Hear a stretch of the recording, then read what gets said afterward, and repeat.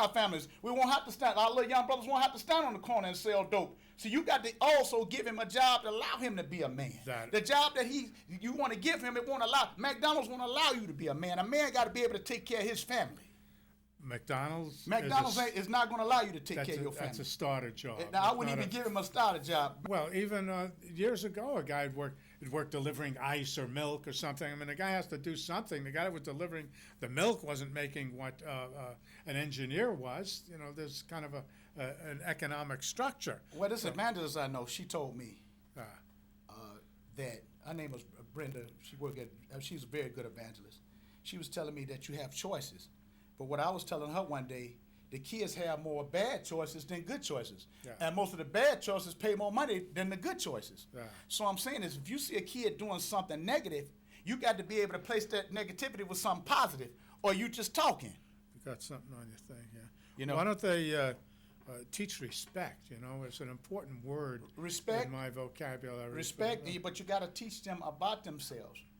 Okay, I'll go for that. They don't know. A lot of them don't know nothing about themselves.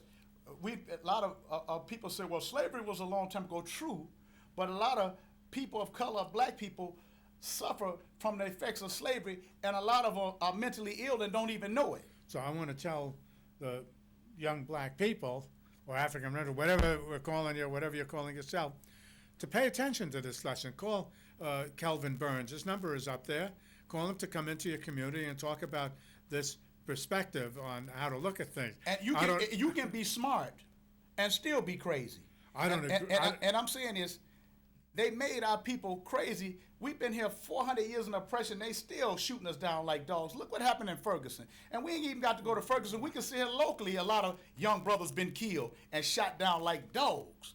So I'm saying is, we still suffering from the effects of slavery. And the black Jew, which is me, the black people here in America, suffered a Holocaust long after slavery right here in this country. Or this company, or whatever you want to call it.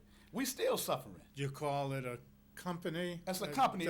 Really, America is really a corporation, because you operated law out of somebody's land that didn't give it up. The Native Americans didn't give up his land. You took his land and damn nearly wiped them out. I'm from Detroit, Michigan. I don't even see Native Americans. When I walk in any of these cities, I should be able to see many Native Americans. I see black and white people, but you don't, because they almost wiped them out. I have to go up in the Upper Peninsula when I'm in the Detroit, Michigan area to see natives.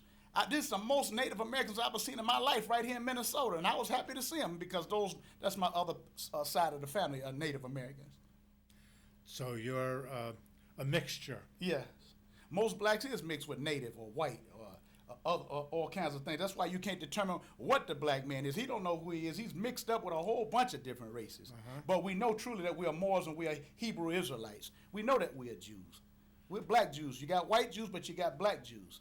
Where do black Jews come from? They come from Israel. We were running from Roman Empire and ran into some part of them other parts of Africa. People think that we just what they call Africa, that we was just in Africa. Israel was occupied. You got black people in Israel right now.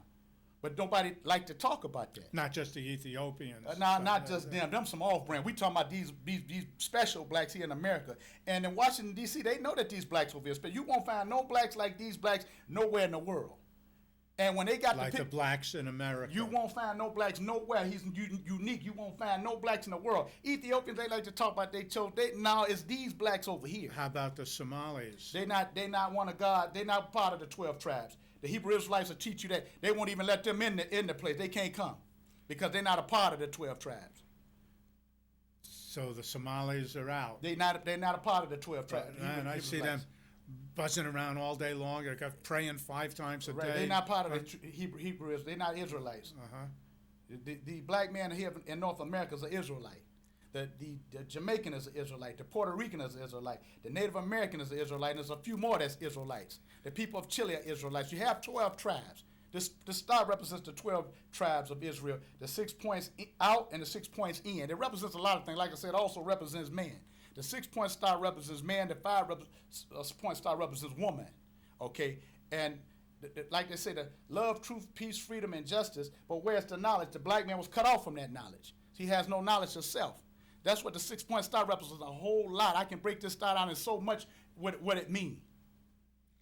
When did you start wearing that 6-point star? Since I met you, you've been wearing it. I've been wearing it a long time, and I also got a pyramid on my arm with a 6-point star, and a crescent, and I got a Bible in the Quran.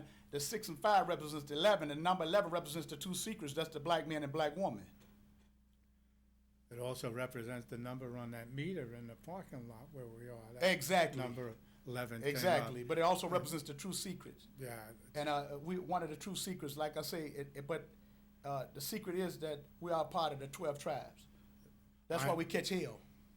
I'm a seeker too, but when I made the connection with the creator of everything, changed my life. That's right. Took away the fear, worrying about it. Took away the guilt, what you get with religion, you get a lot of guilt. And I don't go for that. I think when you die, you're going to make good fertilizer like the next man. Yeah. Now, people say, well, where did your spirit go when you die? I don't know that. God haven't revealed that to me. And but we'll never know that. I don't know that. But say it's a heaven or hell, you got to be done died and went there. So how can you tell me it's a heaven or hell if you haven't died and went there? Ain't nobody died and come out of the grave and told you it was a heaven or hell. People say, well, have faith. No, you got to show me some proof of that. A fellow I'm talking to from Canada, he talks to me about the extraterrestrials. Okay. When you talk about people. Right. You follow that a little bit? Is I haven't really studied that. That's interesting to take a look into that, where people come from, how we're there. Because his explanation is this, what happened to those long years? People used to live 600, 700, 800 years. And someone he said, well, the extraterrestrials manipulated the DNA and shortened up the life a little bit because we were running out of things to do. Well, not only that. I can speak on my community. A lot of us eat the wrong things. And they think that it's soul food. It's not soul food, it's slave food.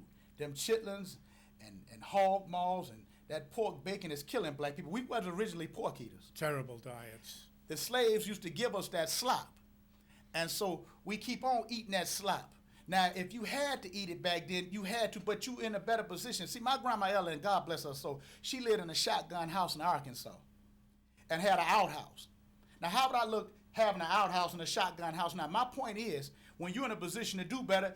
Don't keep eating the slop that the slave master taught you how to eat. Get that slop off your plate. It's killing you and giving you heart attacks. A lot of us are having heart attacks at 14 and 15 because you're eating slop. That's what they fed to slaves. And if you want to remain a slave, do that. But teach your kids better. And then these poor dietists and these crazy diets might have the kids thinking crazy. You like they say, you are what you eat. I bet you never heard any of this before. That's why Kelvin Burns is with me, and we're going to be doing this show on a pretty regular basis, depending on my energy level. Maybe we'll get a regular time slot, and we can talk this, because you're not going to hear what I'm telling you. These pasteurized, pulpit pimps, pork chop eating preachers ain't going to teach you about this. He gonna teach you about garbage. So if you want to hear the truth, Reverend Pilot Light ain't going to tell you the truth. Reverend Smoke Sausage ain't going to tell you the truth. You got to go somewhere where somebody going to teach you the truth about yourself, not teach you how to run and shout and jump over a few benches in the church. We got to come on out of that. Okay, well, I'm not waiting on Jesus to get something good. I'm looking to get something good right here on earth. Right. I'm not looking to wait till I get to a heaven to get something good. My heaven, like that song by the Temptations, I got heaven right here on earth. That's why I want mine. Okay, well, that's a snootful, and I like a lot of what Kevin Burns said. It's the truth. We don't even have a real nationality, and a lot of these professors know the truth and won't tell the truth.